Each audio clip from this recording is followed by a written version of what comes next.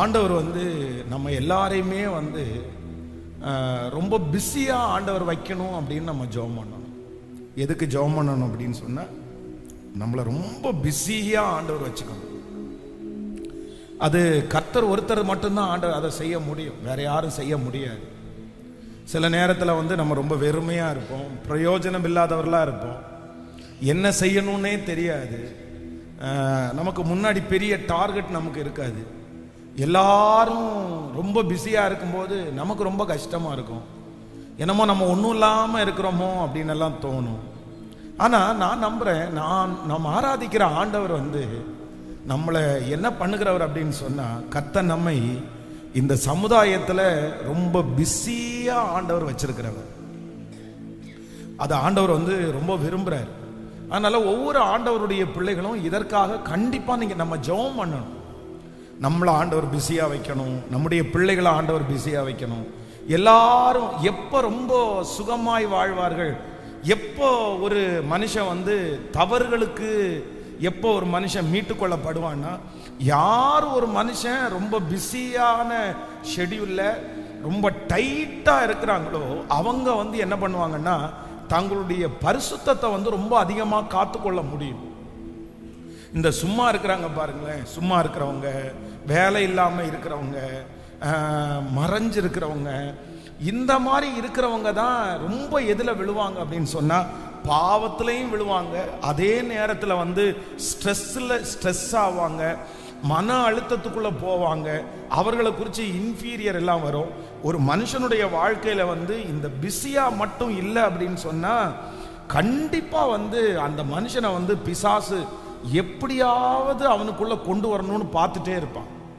பாருங்க, சிலர் ரிட்டையர்ட் ஆயிடுவாங்க. ஆனால் ரிட்டையர்ட் ஆகிட்டு சிலர் வீட்டில் இருக்க மாட்டாங்க. ரிட்டையர்ட் ஆகிட்டு அமைதியாக இருக்க மாட்டாங்க. ரிட்டையர்ட் ஆனதுக்கு பிற்பாடு பாருங்க, எங்கேயாவது ஒரு கம்பெனியில் செக்யூரிட்டியா இல்லை அவங்களுக்கு என்ன வேலை செய்ய முடியுமோ அந்த வேலையில் போய் காலையில் அதே மாதிரி போக ஆரம்பிச்சிருவாங்க. அவங்கள பார்த்தீங்க அப்படின்னு சொன்னால் அவங்க ரொம்ப ஆரோக்கியமாக இருப்பாங்க, ரொம்ப நல்லா இருப்பாங்க. ஆனால் ரிட்டையர்ட் ஆனதற்கு பிற்பாடு எங்கேயும் போகாமல் வீட்டிலேயே உட்கார்ந்துட்டு இருக்கிறாங்க பாருங்க. அவங்களுக்கு ஒரு மனசு வரும். என்ன மனசு வரும் அப்படின்னா, நம்ம தண்டமாக உட்காந்துருக்கிறோம், நம்ம பிரயோஜனம் இல்லாமல் உட்காந்துருக்கிறோம். உடனே அவங்களுக்கு வேற ஏதாவது சொல்ல தோணும், பேச தோணும், திட்ட தோணும், ஸ்ட்ரெஸ் ஆவாங்க, தூங்க தோணும், வெளியில் போக தோணாது, மொபைல் நோண்டுவாங்க, டிவியை பார்ப்பாங்க. அப்போ எல்லா அசுத்தத்திற்கும் உறைவிடம், எல்லா தீமைக்கும் உறைவிடம் எது அப்படின்னு சொன்னா, நம்ம சும்மா இருக்கிறது தான் எல்லா தீமைக்கும் உறைவிடமா இருக்குது. அதனால ஆண்டவருடைய பிள்ளைகள் இந்த 19வது நாள் ஆண்டவரை பார்த்து எல்லாரும் என்ன பண்ணுங்க அப்படின்னு சொன்னா, ஆண்டவரே, மோசையை போல நான் மரணமடையும் மட்டும், தாவீதை போல நான் மரணமடையும் மட்டும் என்ன பண்ணுங்க அப்படின்னு சொன்னா, என்ன பிஸி ஆக்குங்க ஆண்டவரே, பிஸி ஆக்குங்க ஆண்டவரே. இப்போ நீங்களே சொல்லலாம், இப்போ ஏற்கனவே எனக்கு அவ்வளோ வேலை இருக்குது, தலையில் எடுக்க முடியாத வேலையாக இருக்குது, நீங்கள் என்ன இப்படி ஜெபம் பண்ண சொல்கிறீங்க பாஸ்டர், எனக்கு கொஞ்சம் ரெஸ்ட் கிடைக்கும்னு பார்த்தா நீங்கள் என்னன்னா இன்னும் கொஞ்சம் வேலையை தலை மேலே சுமத்துறதுக்கு பார்க்குறீங்க. அப்படி இல்லை, நீங்கள் பிஸியாக இருக்கிறதுலையும் ஒரு ஞானம் இருக்குது. எதுக்கு பிஸியாக இருக்கிறீங்க?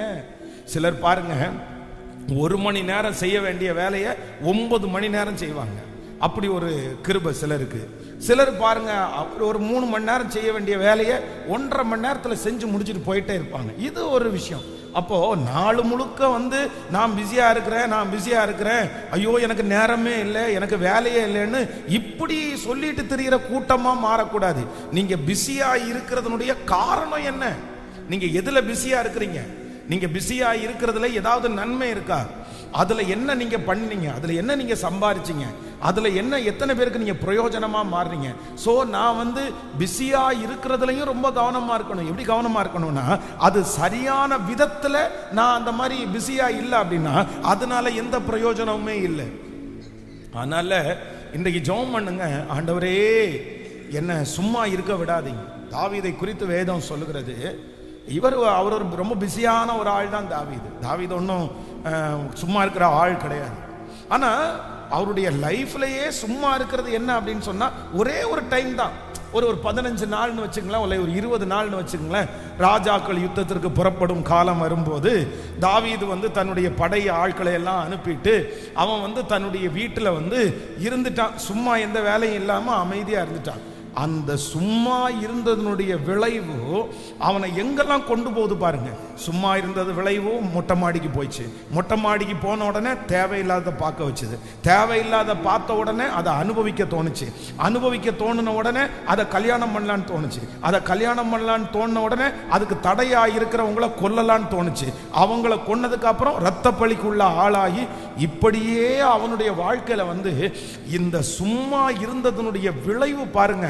அவனை ஆண்டவரே சொல்றாரு. என்ன சொல்றாரு அப்படின்னு சொன்னா, ஆட்டுக்குட்டியை ரொம்ப பிடிக்கும் உனக்கு, ஆட்டுக்குட்டியை அவனுக்கு ரொம்ப பிடிக்கும். அந்த ஆட்டுக்குட்டியை வச்சு நீ கொன்னது சாதாரணமான ஒரு ஆளை இல்லை, என்னுடைய மடியில வளர்ந்த செல்லமான ஆட்டுக்குட்டியை நீ கொண்டிருக்க. அதனாலதான் ஆலயத்தை கட்டுவதற்கு கூட உன் கை ரத்தம் சிந்தி இருக்குப்பா. நீ ஆலயத்தை கட்ட மாட்ட, உன்னுடைய கர்ப்ப பிறப்பானவன் தான் ஆலயத்தை கட்டுவான் அப்படின்னு சொல்லி. அப்ப பாருங்க, ஒரு 15 நாள் செய்ய வேண்டிய வேலையை செய்யாம சும்மா இருந்ததனுடைய விளைவு அவனை கொலகாரம் வரைக்கும் கொண்டு போய் விட்டு இருக்குது.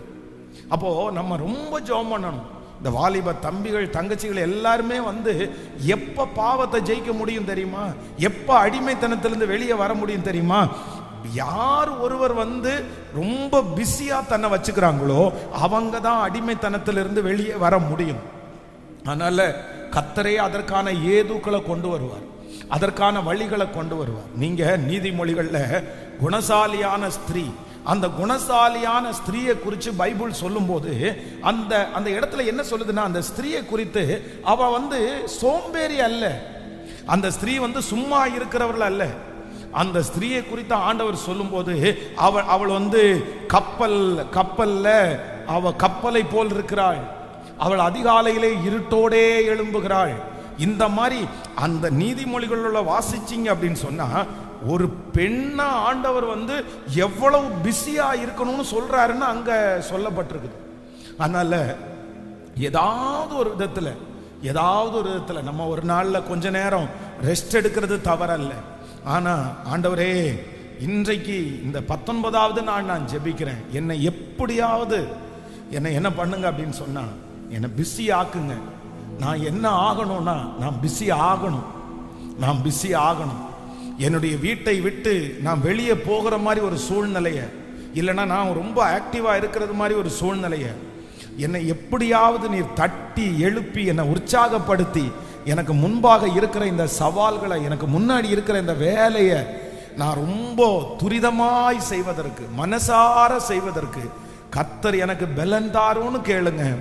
ஆண்டவர் சகலத்தையும் ஜெயிக்கிறதற்குரிய கிருபையை கர்த்தர் தருவதற்கு வல்லவராய் இருக்கிறார். கைகளை மேல உயர்த்தி சத்தமா ஆண்டவரை பார்த்து சொல்லுங்க, என்ன பிஸியாக்குங்க ஆண்டவரே சொல்லுங்க. முழு பலத்தோடு கூட ஹல்லேலூயா. சோம்பேறினுடைய கை ஆளுகை செய்யாதுன்னு ஆண்டவர் சொல்லி இருக்கிறாரு. சுறுசுறுப்பனுடைய கையை ஆளுகை செய்யும் என்று கர்த்தர் சொல்லுகிறார். நான் ஏதாவது ஒன்று பண்ணணும், நான் ஏதாவது ஒன்று செய்யணும், நான் யூஸ்ஃபுல்லா ஏதாவது ஒன்று செய்யணும். ஆண்டவரே, நீர் பிரியப்படுறது மாதிரி ஏதாவது ஒன்று செய்யணும், என் குடும்பத்திற்கு ஏதாவது ஒன்று நான் செய்யணும். இந்த ஜெபத்திற்கு பிற்பாடு சோம்பேறி தனங்கள் என்னை விட்டு மாறுவதாக. ஆண்டவரே, நொந்து போன இருதயங்கள் என்னை விட்டு மாறுவதாக. அந்த சோர்வின் ஆவி என்னை விட்டு முழுவதுமாக மாறுவதாக. ஒரு உற்சாகத்தின் ஆவியினால் நீர் என்னை நிரப்பி, அப்பா நான் இந்த மாதிரி எனக்கு இருக்கிறது பிடிக்கல, இந்த மாதிரி நான் இருக்கிறத நான் விரும்பல, என்னை எப்படியாவது நீ பயன்படுத்த ஆரம்பிக்கணும், என்னை பயன்படுத்த ஆரம்பிக்கணும். ஆண்டவரே, என்ன பிஸி ஆக்கணும் ஆண்டவரே. நான் சும்மா இருந்துடக்கூடாது, நான் அமைதியா இருந்துடக்கூடாது. யுத்தத்திற்கு புறப்படுகிற ஒரு மனுஷனாய், ஒரு மனுஷியாய் இப்பொழுது என்ன அலங்கரிங்கப்பான்னு சத்தத்தை உயர்த்தி ஹல்லேலூயா. நன்றி ஆண்டவரே, நன்றி நன்றி நன்றி. இப்ப கைகளை மேல உயர்த்தி சொல்லுவோம், இயேசுவே நீ நல்லவர். முழு பலத்தோடு இயேசுவே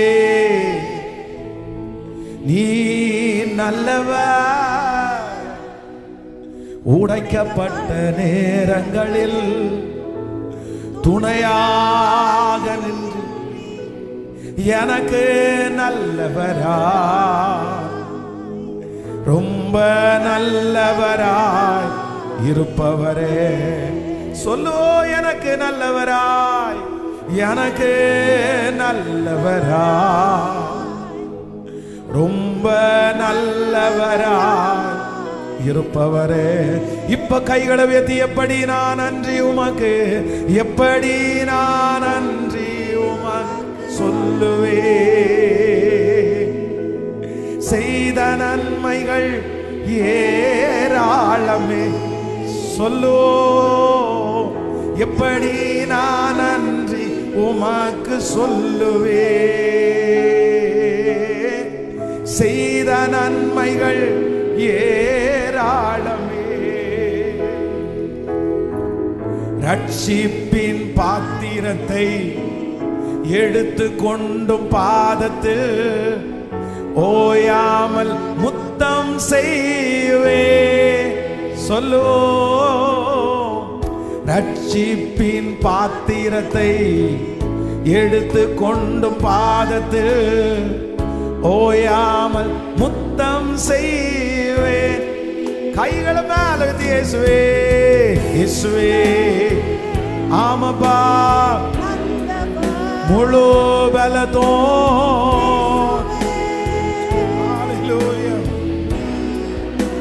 திரும்ப திரும்ப இயேசுவே.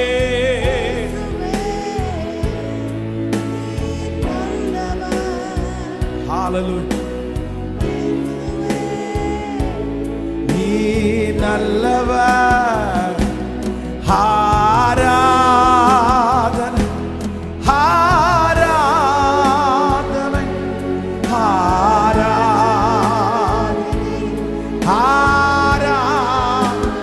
சத்தத்தை உயர்த்தி கர்த்தரை ஆராதி. உங்க பிரசன்னம் கடந்து வரட்டும், உங்க மகிமை கடந்து வரட்டும் ஆண்டவரே.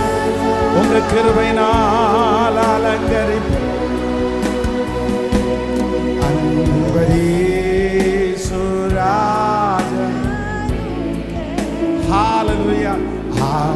ஆவியான தேவ அப்படியே மனசார ஆராதிச்சு அன்பரீசுராஜனுக்கே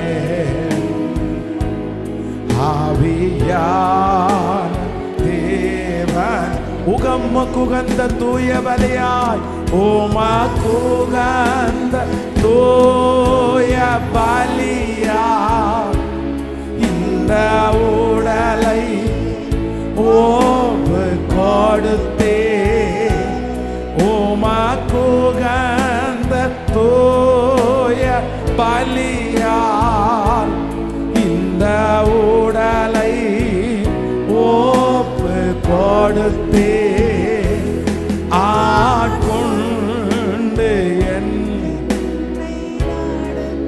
அபிஷேகத்தால்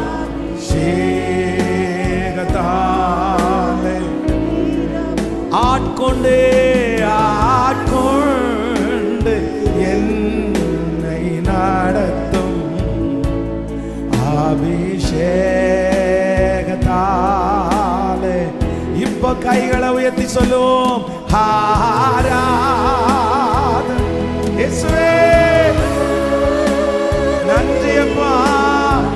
உங்க பிரசன்னம் ஆராதிக்கும் போது ஒவ்வொருவரை அப்படியே நினைக்கட்டும் அப்பா.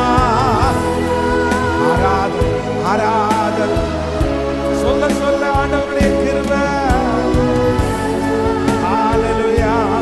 ஆராதனை அன்பரீசுராஜ்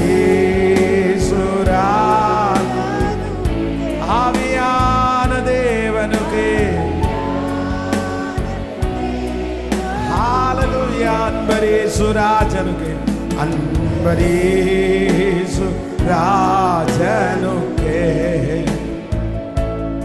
ஆவியா ஒரு விஷயம் கூட சொல்லலாமா? உமக்குகந்த தூய பலியாய், உமக்குகந்த தூய பலியாய் ஒப்பு கொடுங்க. இந்த உடல் ஒப்பு கொடுத்தே, உமக்குகந்த தூய பலியாய் இந்த உடலை ஒப்பு கொடுத்தே, ஆட்கொண்டு என்னை நடத்தும் அபிஷேகத்தா. ஆமாப்பா, என்ன ஆட்கொள்ளுங்க ஆண்டவரே, என்ன ஆட்கொள்ளுங்க ஆண்டவரே, என்னை நடத்தும் அபிஷேகத்தாலே. இப்ப கைகளை வைத்து ஆராதனை சொல்லிக்கொண்டே நல்லவரப்பா சொல்ல சொல்ல அந்த மகிமை. நன்றி அப்பா இயேசுவே,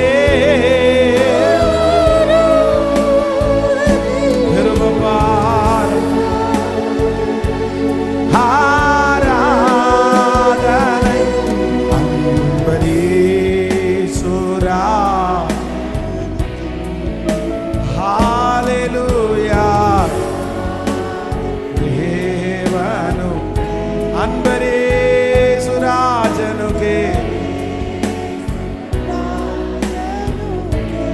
அப்பா ஆவியா.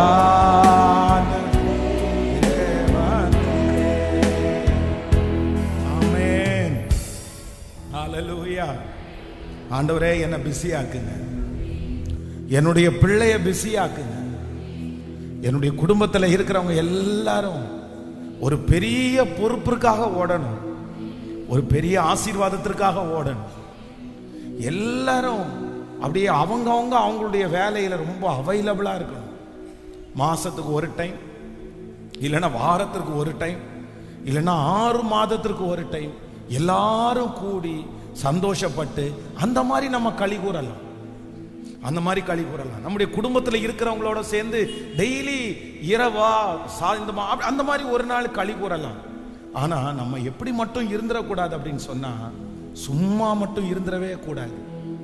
வேதத்துல மிகப்பெரிய தரிசனம் உள்ளவன் தான் யார் அப்படின்னா மோசே. பெரிய தரிசனம் உள்ளவன், பெரிய தரிசனம். அனித்தியமான பாவ சந்தோஷங்களை அனுபவிக்கிறதை பார்க்கலும் தேவனுடைய பிள்ளைகளோடு சேர்ந்து துன்பத்தை அனுபவிக்கிறதை தெரிந்து கொண்டவன். அங்க அவங்களுடைய நாட்டில் இருக்கிற எல்லா காரியத்தையும் கற்று தேர்ந்தவன். ஆனா இப்ப என்னன்னா, மாமனார் வீட்டுக்கு போன உடனே ஆடு மேய்க்கிற வேலை.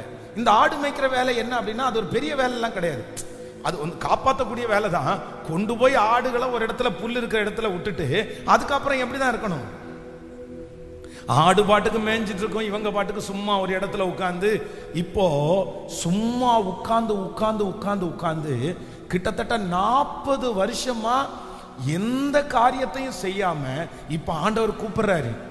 உன்னை ஒரு பெரிய காரியத்திற்காக அழைச்சிருக்கிறேன், நீ வான்னு சொல்லும் போது இந்த மோசே என்ன சொல்றாரு அப்படின்னு சொன்னா, இல்ல நான் வரல, நீர் வேற யாரையாவது அனுப்பும், நான் திக்குவாயன், நான் மந்தனா உள்ளவன் அப்படின்னா அந்த வாழ்க்கை அவனுக்கு பிடிச்சு போயிருச்சு.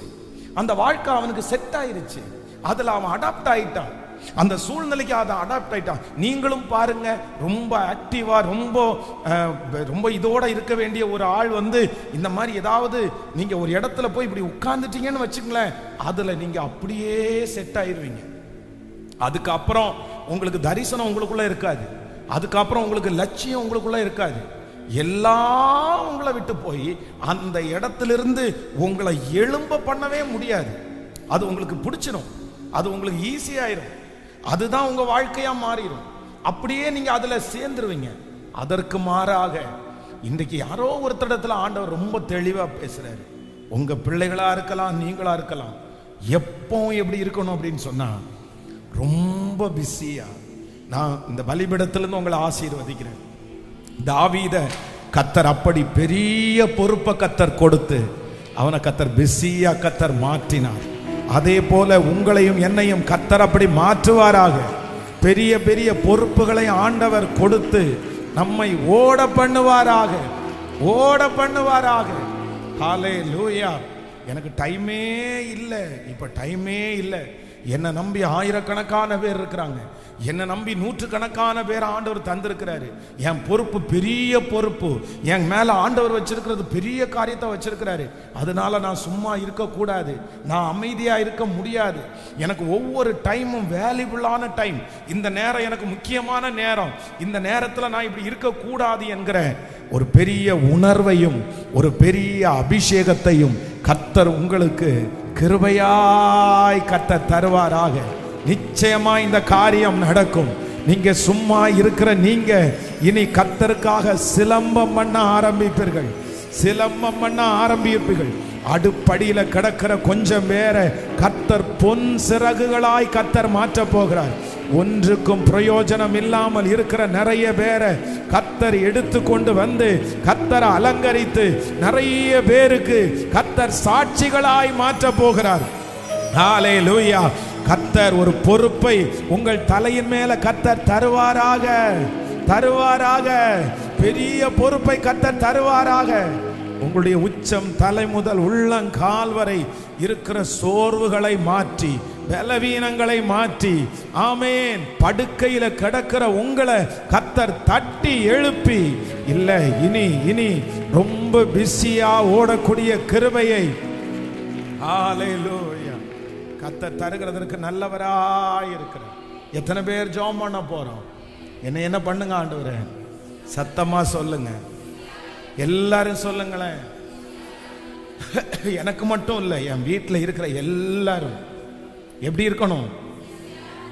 ஒரு வாலிப பையன் வீட்டுக்குள்ளேயே உட்கார்ந்துட்டு இருந்தா அந்த அம்மா அப்பாவுக்கு எவ்வளவு வருத்தம். ஒரு கணவனார் வீட்டுக்குள்ளேயே உட்கார்ந்துட்டு இருந்தா எவ்வளவு வருத்தம்.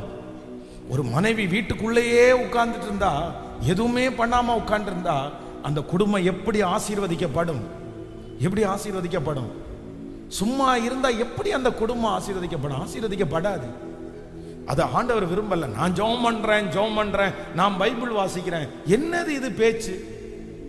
அப்ப சாப்பாட்டுக்கு நம்ம இந்த உலகத்தோட வாழ்ற வாழ்க்கைக்கு சும்மா என்ன ஆண்டவர் தரமாட்டாரா அப்படின்னு சும்மா சொல்லலாம் வேண்டாம். அது சும்மா அது சரியான சத்தியம் கிடையாது, அது நல்ல சத்தியம் எல்லாம் கிடையாது. ஒரு உண்மையான ஒரு ஆண்டவருடைய பிள்ளை நம்ம கர்த்தரை நான் எக்காலத்திலும் ஸ்தோத்தரிப்பேன், அவர் துதி எப்பொழுதும் என் வாயில் இருக்கும். நான் எப்பொழுதும் ஆண்டவரை துதிச்சுட்டே இருக்கலாம். நான் நடக்கும் போதும் துதிப்பேன், நான் அமரும் போதும் துதிப்பேன், நான் எழும்பும் போதும் துதிப்பேன். எப்பவும் துதி நம்முடைய வாயில இருக்கும். காலையில எழுமணுமா, 24 மணி நேரத்தில் ஒரு 2 மணி நேரம் இல்லை ஒரு 1 மணி நேரம் ஆண்டவர் கொடுத்துட்டோமா, பைபிள் வாசிச்சோமா, கொஞ்சம் ஊழியம் செஞ்சிட்டோமா, அடுத்து நமக்கு ஒரு கடமை இருக்குது, நமக்கு ஒரு வேலை இருக்குது. சிலரை பாருங்க, ஜெபம் பண்றதை நான் தப்பா சொல்லலை. உபவாசம், ஏதோ ஒரு 10 நாள் உபவாசம் இருக்கிறோம், ஜெபம் பண்றோம், உண்மையா ஜெபம் பண்றோம், இதெல்லாம் தவறல்ல. ஆனா சிலருக்கு வீட்டுக்குள்ள உட்கார்றதுக்கு, ரூமுக்குள்ள உட்கார்றதுக்கு அப்படி ஒரு சாக்கு.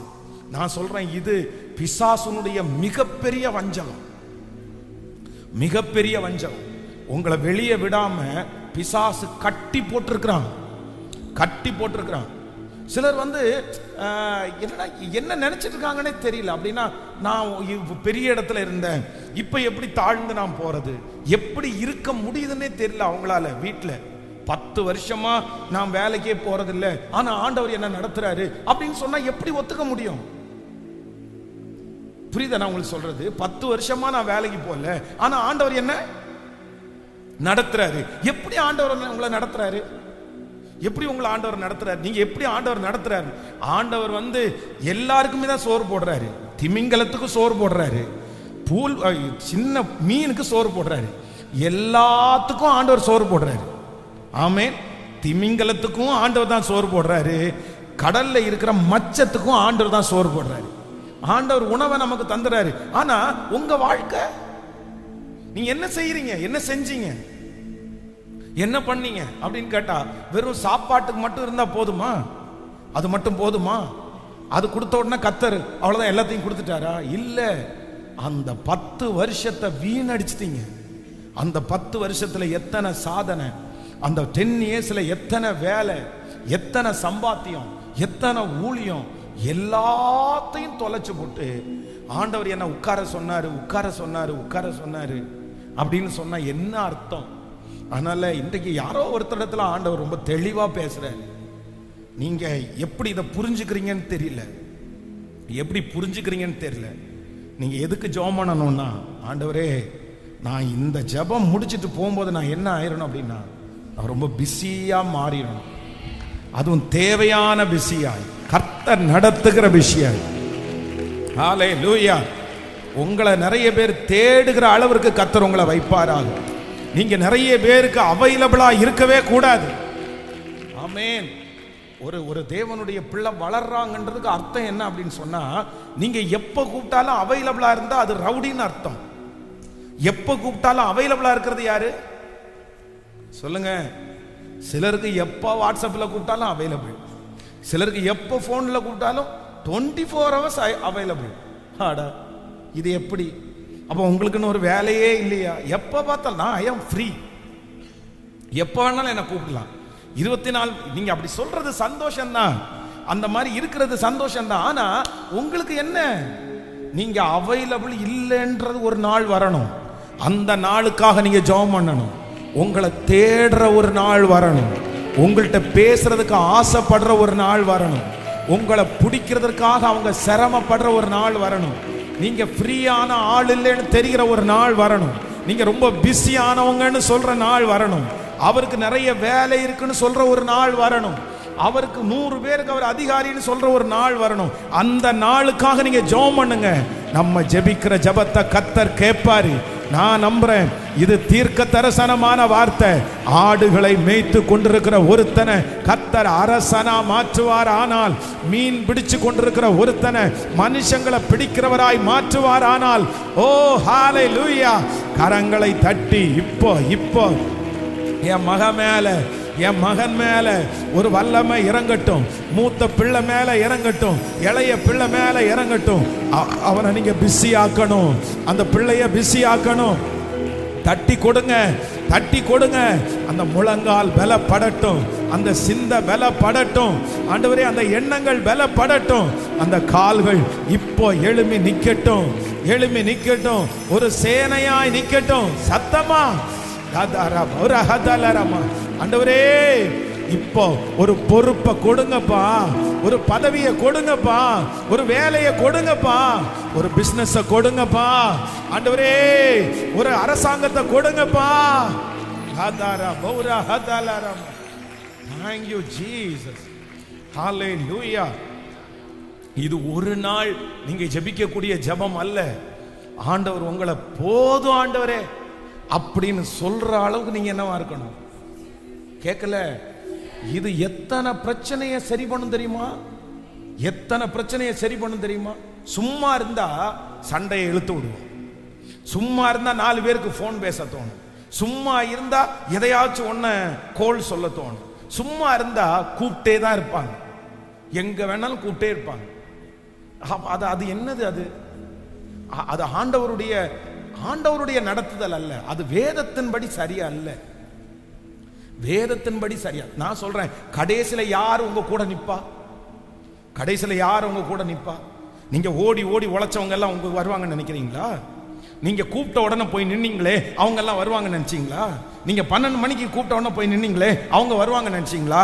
நான் சொல்றேன், உங்களுக்கு ஒரு கஷ்டம்னு வரும்போது, உங்களுக்குன்னு ஒரு தேவைன்னு வரும்போது, ஒரு மனுஷன் வந்து நிக்க மாட்டான். கர்த்தரை தவிர ஒரு பர்சன் வந்து நிக்க மாட்டான். நீ மற்றவங்களுக்காக போறதெல்லாம் நான் தப்புன்னு சொல்லல. நம்ம அதுக்காக தான் அழைக்கப்பட்டிருக்கிறோம். ஆனா என்ன அப்படின்னு சொன்னா, நம்ம போறதுல ஒரு வரைமுறை இருக்கணும். போறதுல ஒரு நடத்துதல் இருக்கணும். போறதுல ஆண்டவருடைய சித்தம் இருக்கணும். ஹல்லேலூயா, ஆமென். கைகளை அசைத்து ஒரு ஹல்லேலூயா.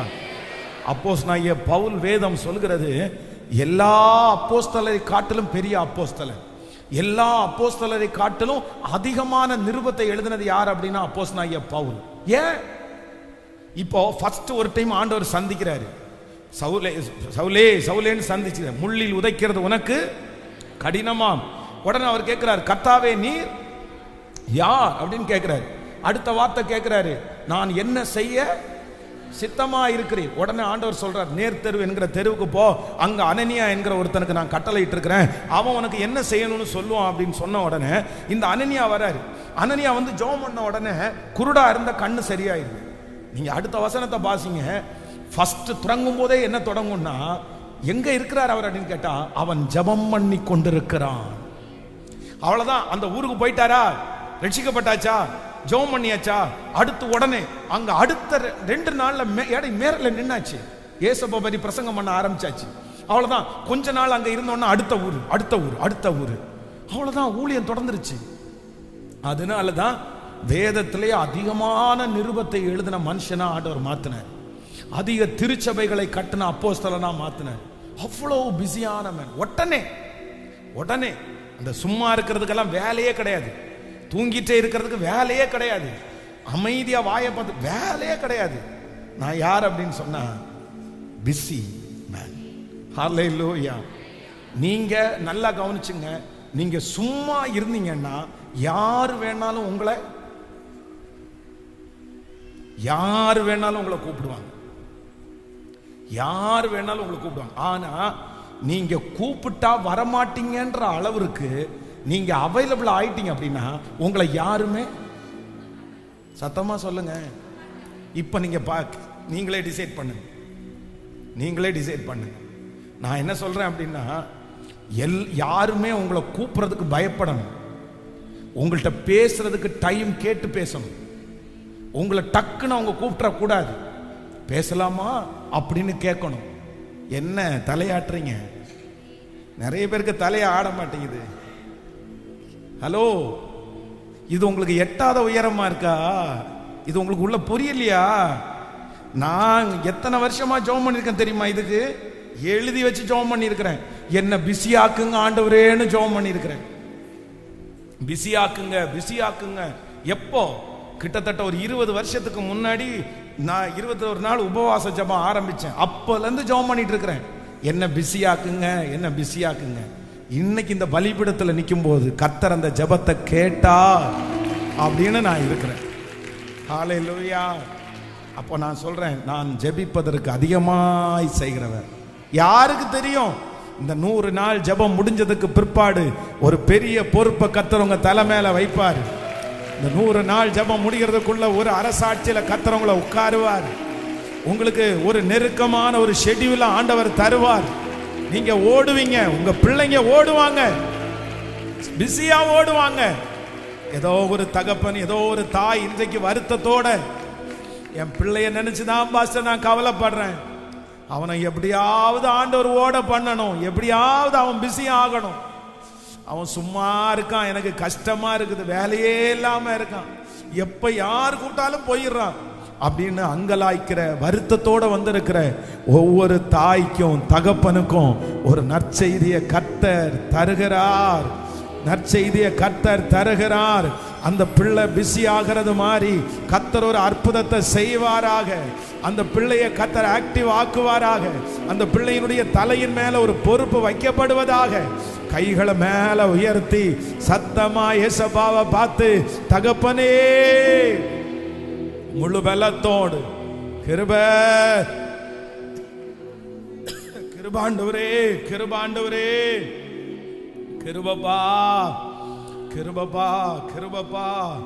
கிருபப்பா நீர் செய்ய போகிறதற்காக நன்றி. ஹல்லேலூயா. ஜெபம் பண்ணுவீங்களா? ஒரு விசேஷமான பொறுப்பை கர்த்தர் உங்களுக்கு தருவாராக. ஒரு நல்ல தலைமைத்துவத்தை ஆண்டவர் உங்களுக்கு தருவாராக. பிள்ளை பிறந்தாச்சா, கொஞ்சம் வளர்ந்தாச்சா, அவ்வளவுதான். உடனே என்ன பண்ணணும்? அடுத்த வேலையை பார்த்து போகணும். அப்படியே பிள்ளைன்னு உட்காந்துட்டீங்கன்னா, பிள்ளை காலேஜ் படிச்சு முடிச்சதுக்கு அப்புறம் கூட நீங்க வீட்டை விட்டு வெளியே போக முடியாது. அவ்வளவுதான். ஒரு டைம் உட்காந்துட்டீங்களா, ஒரு 3 வருஷம் உட்காந்துட்டீங்களா, அதுவே உங்களுக்கு பழகி போயிடும். அப்படியே உட்கார ஆரம்பிச்சிருவீங்க. அதுக்கப்புறம் உங்களால எந்திரிச்செல்லாம் வர முடியாது. அது ரொம்ப கஷ்டமா இருக்கும். அதனால இதை கர்த்தர் யாரோ ஒருத்தருக்கு ரொம்ப தெளிவா பேசுறாரு. இந்த ஜெபத்திற்கு பிற்பாடு நீங்க எழும்பித்தான் ஆகணும், நீங்க நின்னுதான் ஆகணும், நீங்க வீட்டை விட்டு வெளியே போய் தான் ஆகணும். கர்த்தர் உங்க கூட இருக்கிறார். உங்களை சாட்சிகளாய் ஆண்டவர் நிறுத்துவாராக. ஹல்லேலூயா, ஆமென். வேதத்துல யோசேப்பை குறித்து சொல்லும்போது யோசேப்பு ஒரு சொப்பனத்தை பார்க்கிறார். அந்த சொப்பனத்தை பார்க்கும்போது வேதம் சொல்லுது, தன்னுடைய தகப்பனாரிடத்துல அந்த சொப்பனத்தை சொன்ன உடனே ரொம்ப அழகான ஒரு வசனம் வரும். அந்த தகப்பனார் அந்த வார்த்தையை தன் மனதிலே வைத்து கொண்டார். எங்க வச்சாராமா? அந்த சொப்பனத்தை, தன்னுடைய மகன் பார்த்த அந்த தரிசனத்தை, வாக்கு தத்தத்தை நீங்க ஆதியாகமம் 37ஆம் அதிகாரத்தினுடைய 11வது வசனத்துல வாசிக்க முடியும். ஆதியாகமம் 37ஆம் அதிகாரம் 11வது வசனம். அவன் சகோதரர் அவன் மேல் பொறாமை கொண்டார்கள், அவன் தகப்பனோ அவன் சொன்னதை மனதிலே வைத்து கொண்டான். மனதிலே வைத்து கொண்டான். அப்போ ஒரு ஆண்டவருடைய பிள்ளை வாக்கு தத்தங்கள் நிறைவேறணும்னா ஆண்டவர் சொல்றதை என்ன வைக்கணும்?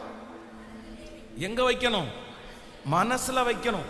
ஆனா நம்ம நிறைய பேர் செய்த தவறு என்ன அப்படின்னு சொன்னா, ஆண்டவர் சொன்னதை மனசுல வைக்காம எடுத்து போட்டுட்டு திருப்பி பிசாசு சொன்னதை நிறைய பேர் மனசுலயே வச்சுட்டு திரிறாங்க. பிசாசு வச்ச நெகட்டிவ், பிசாசு வச்ச காரியங்கள் அதெல்லாம் மனசுலயே சுமந்துட்டு இருக்குது. இன்றைக்கு இந்த ஜபத்துல இருக்கிற நீங்க அப்படி ஒருவேளை உங்க மனசுக்குள்ள என்ன இருக்கு? யார் வச்சது இருக்கு? ஆண்டவர் உங்க மனசுக்குள்ள வச்சது இருக்கா? ஆண்டவர் உங்களுக்கு சொன்னது இருக்கா? இல்ல பிசாசு உங்களுக்கு சொன்னதை மனசுல வச்சிருக்கிறீங்களா? சத்துரு உங்களுக்கு சொன்னதை மனசுல நீங்க வைப்பீர்களே ஆனால் இன்றைக்கு ஆண்டவரிடத்துல கேளுங்க. கிடையாது. எதை மனசுல வைக்கணும்னா, கர்த்தர் எனக்கு கொடுத்திருக்கிற வார்த்தை, கர்த்தர் எனக்கு கொடுத்திருக்கிற தரிசனம், அவர் எனக்கு சொன்னதை நிறைவேற்றுகிற வரைக்கும் அந்த வார்த்தை என் மனசுக்குள்ளேயே இருக்கும். அந்த வார்த்தையை நான் உள்ள வச்சிருப்பேன். என்னை எந்த அளவுக்கு உயர்த்துவேன்னு கர்த்தர் சொன்னாரோ அவர் சொன்னதை செய்யும் அளவும் என்னை கைவிடுவதில்லை. அதை பிடுங்குவதற்கு, எடுத்து போடுவதற்கு சத்துரு என்ன முயற்சி எடுத்தாலும் கண்டிப்பாக நான் நம்புறேன், அதை விடமாட்டேன். இன்றைக்கு யாராவது ஒருத்தருடைய இருதயத்தில் கர்த்தர் சொன்ன வார்த்தையை எடுத்து போட்டுட்டு பிசாசு சொன்ன வார்த்தை இருக்குமானால் நான் நம்புறேன் இன்றைக்கே அதை அழியட்டும். அந்த வார்த்தையை தூக்கி போடுங்க, அந்த நெகட்டிவை தூக்கி போடுங்க. கர்த்தர் சொல்லுகிறார், உலகத்தில் இருக்கிறவனை விட உங்களுக்குள்ளே இருக்கிறவர் பெரியவர். அவர் உங்களுக்கு சொன்னதை செய்யும் அளவும் கைவிடுவதில்லை. கைகளை மேல தட்டி, அப்பா அந்த வார்த்தையை என்னுடைய இருதயத்துல வைக்கிறேன், அந்த வார்த்தையை என்னுடைய இருதயத்துல வைக்கிறேன், நீ சொன்னதை என் இருதயத்துல வைக்கிறேன். நீங்க இருதயத்துக்குள்ள வச்சிருக்கிறீங்க அப்படின்னு சொன்னா அந்த வார்த்தை நிச்சயமாய் ஒரு நாள் ஆம் என்றும் ஆமேன் என்றும் அப்படியே நிறைவேற்றுவார். ஆமேன். சொன்னதை செய்யும் அளவும் என்னை கைவிடவே மாட்டி. சொல்லோ, சொன்னதை செய்யும் அளவும் என்னை கைவிடவே மாட்டி. ஏ பெத்தே இரு வானத்தின் வாசல், ஏ சையா ஆசீர்வாதத்தின் வாசல். பாடுவோம். ஏ பெத்தே இது வானத்தின் வாசல், ஏ சையா ஆசீர்வாதத்தின் வாசல். சொல்லுவோம். மேற்கு கிழக்கு பரம்புவா என்றீரே,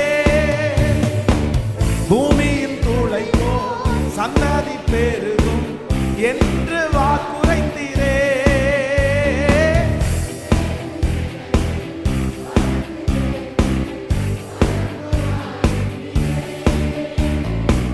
பூமியின் துளைப்போ சந்ததி பெருகும் என்று வாக்குரைத்தீரே. சொன்னதை செய்யும் அளவும் என்னை கைவிடவே மாட்டி. சொன்னதை செய்யும் அளவும் என்னை கைவிடவே மா. கைகளை மேல தட்டியே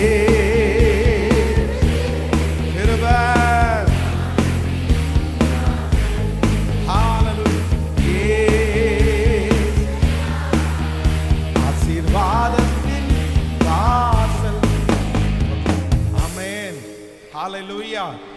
பூமியின் வம்சங்கள் உனக்குள் உன் சந்ததிக்குள் ஆசீர்வதிக்கப்படும்.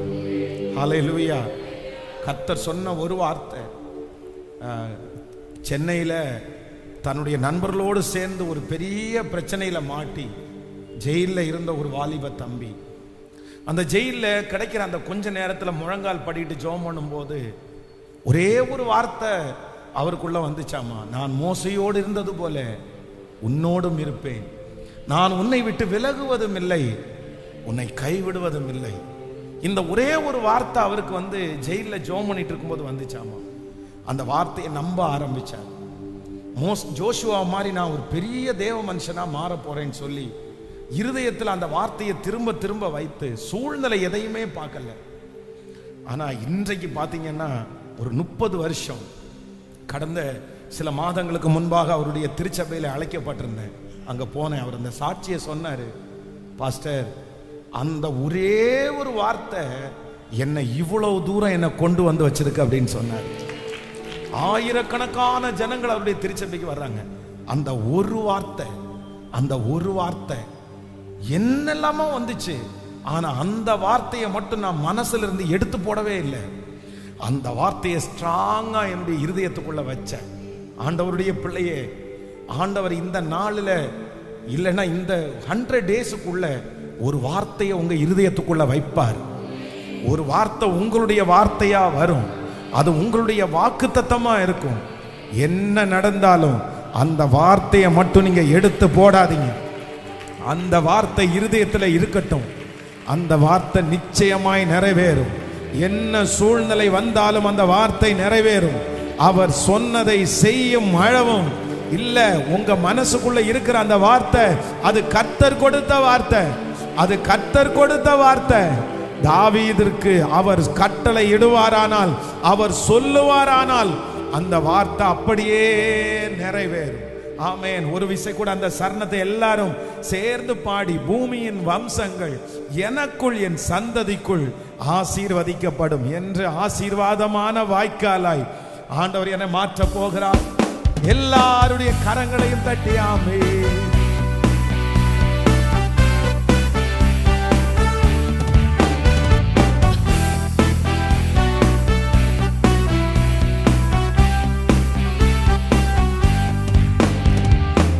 பூமியின் வம்சங்கள் எனக்குள் சந்ததிக்குள் ஆசீர்வதிக்கப்படும் என்று ஆசீர்வாத வாய்க்காலாக என்னை மாற்றினீரே. பாடுவோம் விசுவாசத்தோடு, விசுவாசத்தோடு. ஆசீர்வாத வாய்க்காலாக என்னை மாற்றினீரே. சொன்னதை செய்யும் அளவும் என்னை கைவிடவே மாட்டீர். சொன்னதை செய்யும் அளவும் என்னை கைவிடவே கைகளை மாலத்தே பெத்தே வானத்தின் வாசல்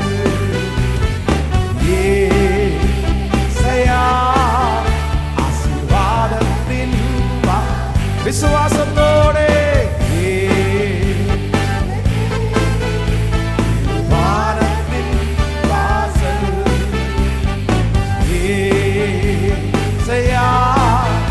ஆசீர்வாதத்தின் வாசல் சொல்லோ. செல்லும் இடமெல்லாம் என்னோடு இருந்து என்னை கனப்படுத்துவே. தாகப்பன் தேசத்திற்கு திரும்பும் வரையில் என்னை காப்பாற்றுவே. பாடுவோம் என்னை கனப்படுத்துவே. தாகப்பன் தேசத்திற்கு திரும்பும் வரையில் என்னை காப்பாற்றுவே. கைகளை மேல தட்டி சொன்னதை செய்யும் அளவும் என்னை கைவிடவே மாட்டீர். சொன்னதை செய்யும் அளவும் என்னை கைவிடவே மாட்டீர். சத்தமாயே பெத்தே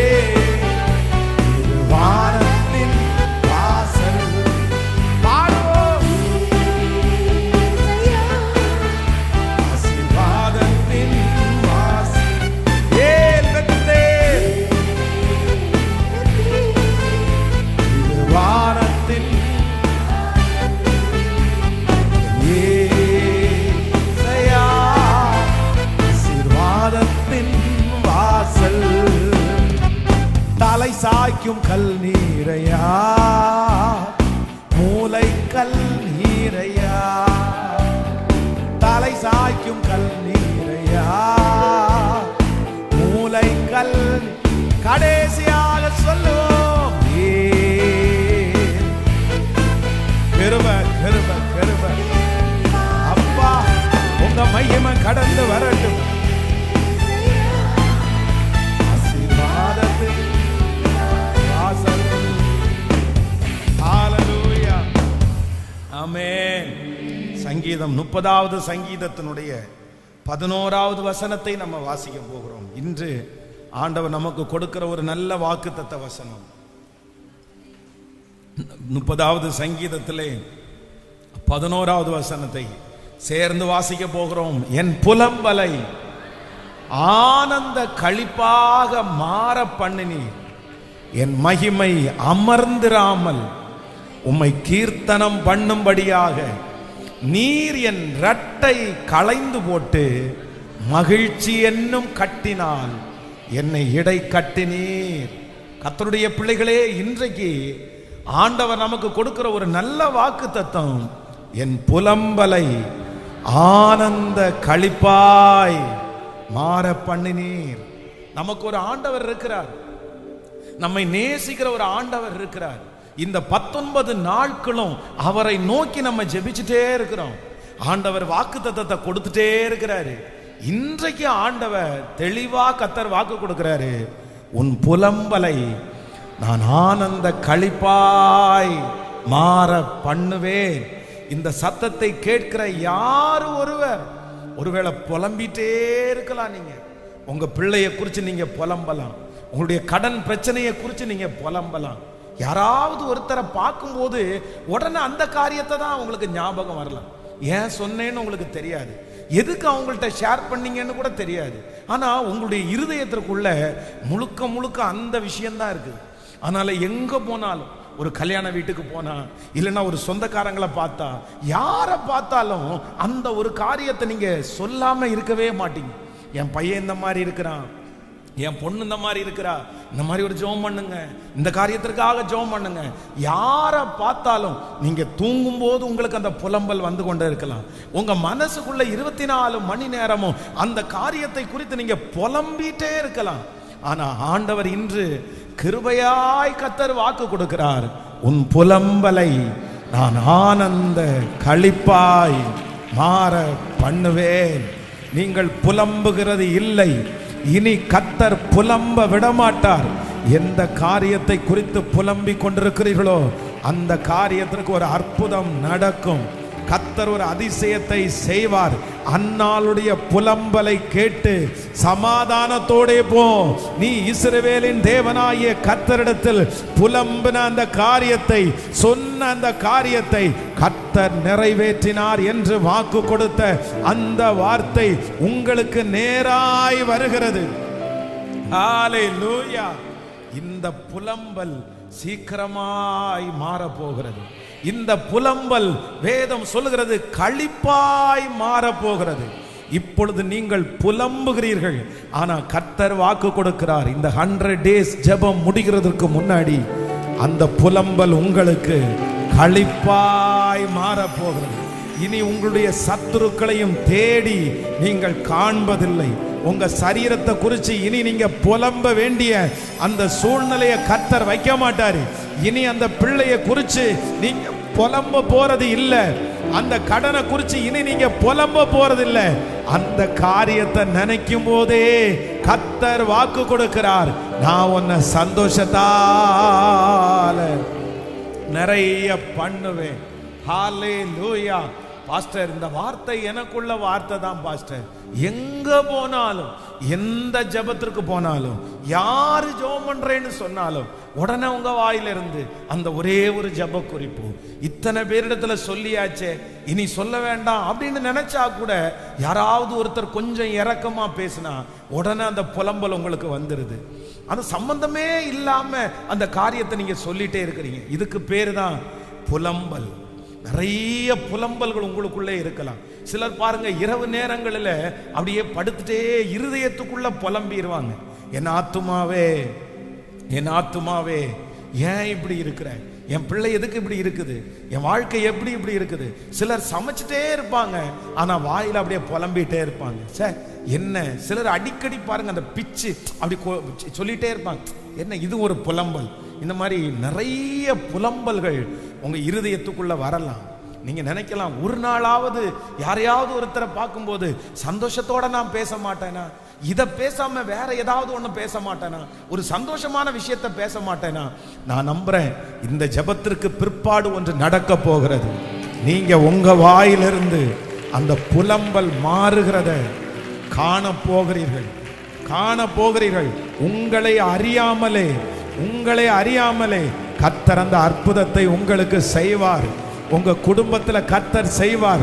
இனி அவங்கள பார்க்கும்போது அந்த காரியத்தை குறித்து புலம்ப வேண்டியது வராது. அந்த காரியத்தை குறித்த ஜெப குறிப்பை நீங்கள் சொல்ல மாட்டீர்கள். காரணம், என் புலம்பலை ஆனந்த களிப்பாய் மாற பண்ணுகிற கர்த்தர் நம்மோடு கூட இருக்கிறார். சிலர் இதனால உங்களை கொஞ்சம் அவாய்ட் பண்ணி இருக்கலாம். உங்கள்கிட்ட சொல்லலாம், இதை ஏற்கனவே நீங்க சொல்லிட்டீங்க, இதை ஏற்கனவே நீங்க சொல்லிட்டீங்க. எத்தனை டைம் சொல்லுவீங்க?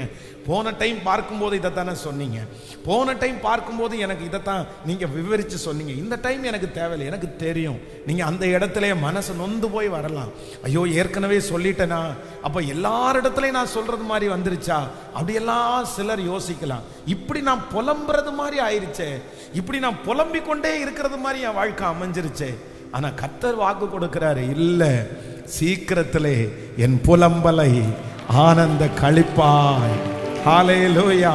இனி வேலை இல்லைன்னு நீங்க புலம்ப போறது இல்லை, இனி வருமானம் குறைவுன்னு நீங்க புலம்ப போறது இல்லை, இந்த திருமணம் நடக்கலன்னு நீங்க புலம்ப போறது இல்லை, போற பக்கத்துல எல்லாம் எனக்காக இப்படி ஜெபம் பண்ணிக்கீங்கன்னு சொல்ல போறது இல்லை. கர்த்தர் அந்த புலம்பலை கேட்டு விட்டார். அன்னாளுடைய புலம்பலை கேட்ட கர்த்தர் உங்க புலம்பலை கேட்டார். ஒரு ஆனந்த களிப்பு. ஹல்லேலூயா. என் புலம்பலை களிப்பாக மாற்றுகிறீர், ஆனந்த தைலத்தால் அபிஷேகம் செய்கின்றேன். புலம்பலை களிப்பாக மாற்றுகிறீர், ஆனந்த தைலத்தால் அபிஷேகம் செய்கின்றேன். என் பாத்திரம் நிரம்பி வழிகின்றது. பாடும் பாத்திரம் நிரம்பி வழிகின்றது. நாளெல்லாம் உம்மை கைகளை மேல நன்றி தகப்பனே, நன்றி ஏசையா, நன்றி தகப்பனே, ஏசையா. வெட்கப்பட்டு போவதில்லை, ஒரு நாளும் வெட்கப்பட்டு போவதில்லை, வெட்கப்பட்டு போவதில்லை, ஒரு நாளும் வெட்கப்பட்டு போவதில்லை. விசுவாசிக்கிறீங்களா? விசுவாசிக்கிறீங்களா? ஆமென். இந்த கூடையில் எல்லாம் போடப்பட்டிருக்கிற ஜெப குறிப்புகள் எல்லாம் சீக்கிரமா இந்த புலம்புகள் எல்லாம் மாற போகிறது. நிறைய பேர் வாட்ஸ்அப் மூலமாய் அனுப்புகிற அந்த புலம்பல்கள் எல்லாம் ஆனந்த களிப்பாய் மாறப்போகிறது. நான் நம்புறேன், உங்களை குறித்து யாராவது ஒருத்தர் உங்களுக்கு ஜெப குறிப்பு ஏதாவது இருக்கா, உங்களுக்காக ஏதாவது ஜெபம் பண்ணணுமா அப்படின்னு உங்கள்கிட்ட கேட்கும்போது ஒரு நாள் வரும். என்ன நாள் வரும் அப்படின்னா, வேற எதுக்காகவும் ஜெபம் பண்ண வேண்டாங்க, ஆண்டவர் என் கூட இருக்கணும், நான் ஆண்டவருக்கு பிரியமா வாழணும், இதை தவிர எனக்கு ஒரு ஜெப குறிப்பும் இல்லை. ஹல்லேலூயா. குழந்தை வேணும்னு புலம்புகிற அந்த புலம்பலை கர்த்தர் நிறுத்த போறாரு. எங்க போனாலும் புலம்புகிற அந்த புலம்பலை கர்த்தர் இன்றைக்கு நிறுத்த போறாரு. இல்ல, இனி உங்க வாயிலிருந்து அந்த வார்த்தை வராது. நீங்க டெஸ்ட் பண்ணுவீங்க, அந்த காரியத்தை உங்களுக்கு கர்த்தர் செய்து முடிச்சிருப்பாரு. கர்த்தர் செய்து முடிச்சிருப்பாரு. உங்களை புலம்பல்காரி புலம்பல்காரன் வந்தாலே புலம்பிட்டே இருப்பான் இவன். நிறைய பேர் உங்களை அவாய்ட் பண்ணிட்டு ஓடலாம். ஐயோ இவங்க வர வேண்டாம், நிக்காத, அவங்க முன்னாடி நிக்காத, இப்ப பாரு சொல்லிட்டே இருப்பாங்க பாரு. அந்த மாதிரி யாராவது ஒருத்தர் உங்களை அவாய்ட் பண்ணிட்டே இருக்கலாம். பாஸ்டர், இந்த மாதிரி தான் என்ன நிறைய பேர் புலம்பல்காரினே பேர் வச்சுட்டாங்க. ஆனா ஆண்டவர் மட்டும் இன்றைக்கு கிருபையாய் வாக்கு கொடுக்கிறார். இல்ல, இல்ல.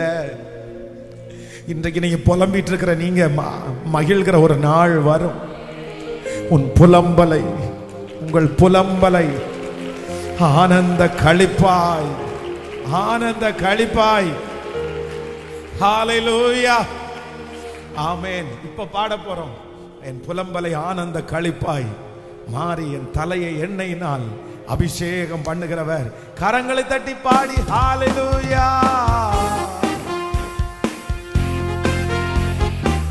ஹல்லேலூயா. புலம்பலை களிப்பாக மாற்றுகிறீர், ஆனந்த தைலத்தால் அபிஷேகம் செய்கின்றீர். பாடும். புலம்பலை களிப்பாக மாற்றுகிறீர், ஆனந்த தைலத்தால் அபிஷேகம் செய்கின்றீர். பாத்திரம் நிரம்பி வழிகின்றது, பாடும். நாளெல்லாம் உம்மை கைகளை மேல தட்டி நன்றி தகப்பனே, நன்றி ஏசையா, நன்றி தகப்பனே, நன்றி ஏசையா.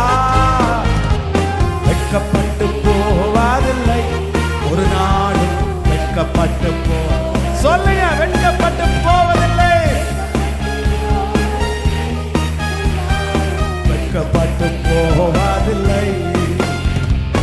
உனக்கு விரோதமா எழும்புவார், ஆனாலும் உன்னை மேற்கொள்ள முடியாதே. உனக்கு விரோதமா எழும்புவார், ஆனாலும் உன்னை மேற்கொள்ள முடியாது. உன்னை காத்திட உன்னோடு இருக்கின்றார், உன் தலையை உயர்த்திடுவார். உன்னை காத்திட உன்னோடு இருக்கின்றார், தலையை கைகளை மேல தட்டி சொல்லுவோம். நன்றி, நன்றி ஏசையா, நன்றி தகப்பனே, நன்றி ஏசையா. வெட்கப்பட்டு போவதில்லை ஒரு நாள், வெட்கப்பட்டு போவதில்லை. விசுவாசத்தோடு ஒரு நாள் வெட்கப்பட்டு போவதில்லை, வெட்கப்பட்டு வெட்கப்பட்டு போவதில்லை ஒரு நாள், வெட்கப்பட்டு போவதில்லை. என் கொம்பை உயர்த்தினீரே, என் தலையை உயர்த்தினீரே, என் கொம்பை என் தலையை உயர்த்தினீரே. வெட்கப்பட்டு போவதில்லை ஒரு நாள், வெட்கப்பட்டு போவதில்லை. அப்பா ஒரு நாள் வெட்கப்பட்டு போவதில்லை. கையை உயர்த்தி என் புலம்பலை, நான் ஆராதிக்கிற தேவன் என் புலம்பலை ஆனந்த களிப்பாய். இனி நாம் புலம்புறது மாதிரி ஆண்டவர் வைக்க மாட்டார். என்னுடைய புலம்பல் நிக்க போகிற ஒரு காலம் வந்துருச்சு. என் புலம்பல் கர்த்தர் சமூகத்துல போய் எட்டிருச்சு. என் புலம்பலை கர்த்தர் கேட்டுட்டாரு. இனி நாம் புலம்ப வேண்டிய சூழ்நிலை எனக்கு வராது. என்னுடைய புலம்பலை ஆனந்த களிப்பாய் விசுவாசத்தோட விசுவாசத்தோட என் பிள்ளைய குறிச்சு இனி புலம்ப போறது இல்லை. இந்த பலவீனத்தை குறிச்சு நான் இனி புலம்ப போறது இல்லை. என் புலம்பலை ஆனந்த களிப்பாய் மாற பண்ணுகிற கர்த்தர். ஹல்லேலூயா.